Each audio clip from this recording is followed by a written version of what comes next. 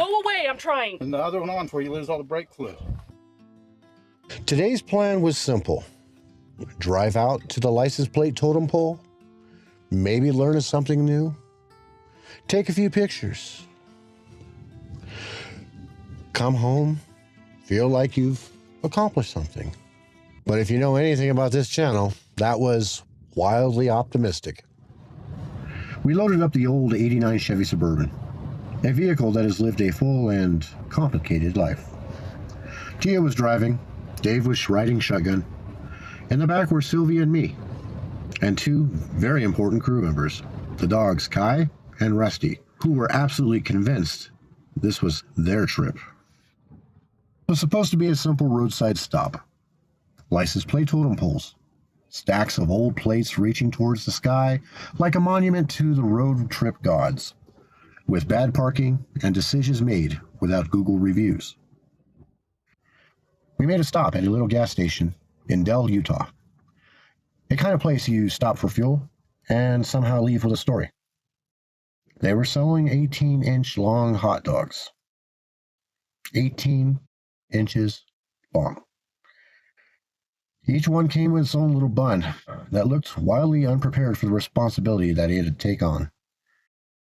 What's it called again? It's called a home wrecker. I didn't name it. Which, yes, we handled with exactly the level of maturity you expect from a car full of people on a road trip. Nothing too wild, just enough jokes to honor the moment.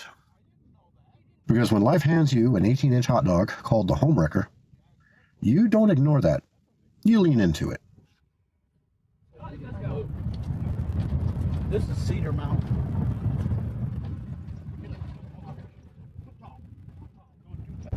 Uh-huh. There? There wasn't. I'd say let's go steal her ice chest.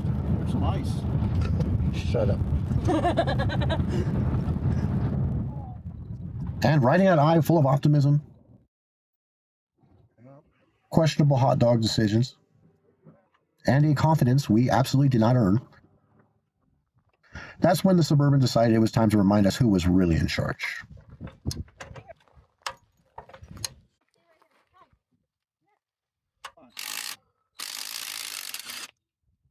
Get the star wrench out and use it.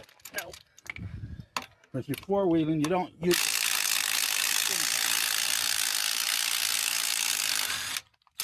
They had those on there. I asked if I could help, and they said no. Yay, I get to do something.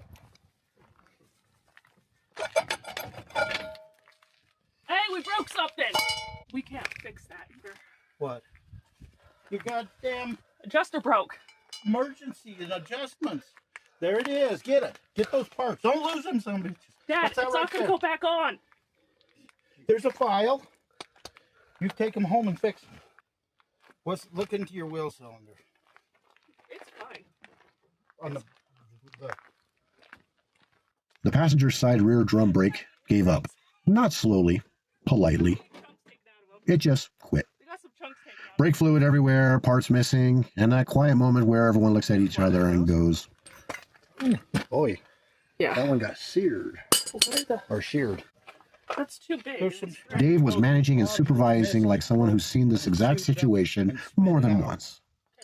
And the banter started immediately. Dave explaining, Tia pushing back, Dave insisting. Oh, I know what we're doing. Okay. Okay. Doc knows what we're doing. Yeah. We're ghetto rigging. Hey, you don't Dad, have it's on room to top. walk there. They went back and forth the whole time.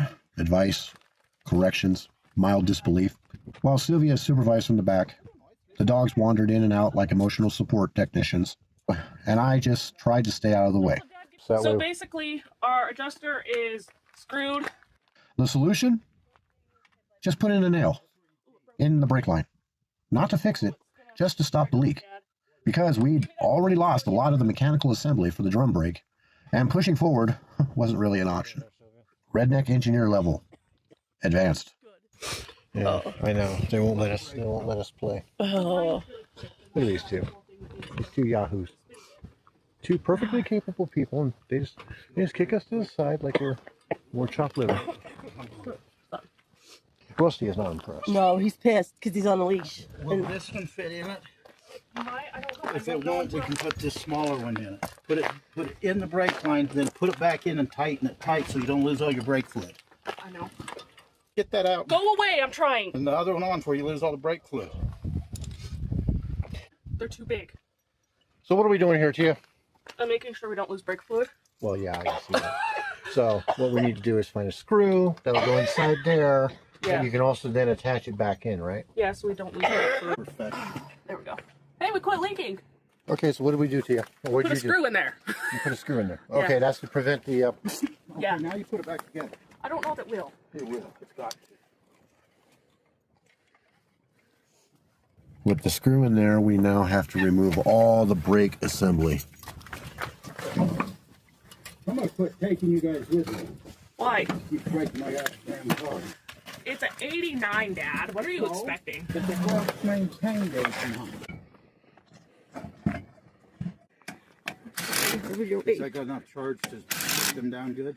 I don't know. We'll find out. Or do you need to... Probably wouldn't hurt to get the star bar out. In the end, they got it done. The leak stops.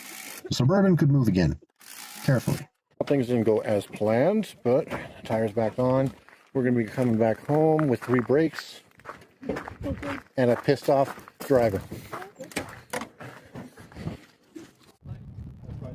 So we made the call to limp it home.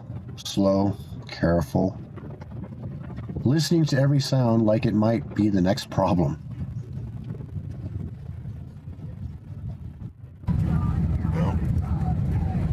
Hot dog, mustard, and mayonnaise, okay? How's that other shit?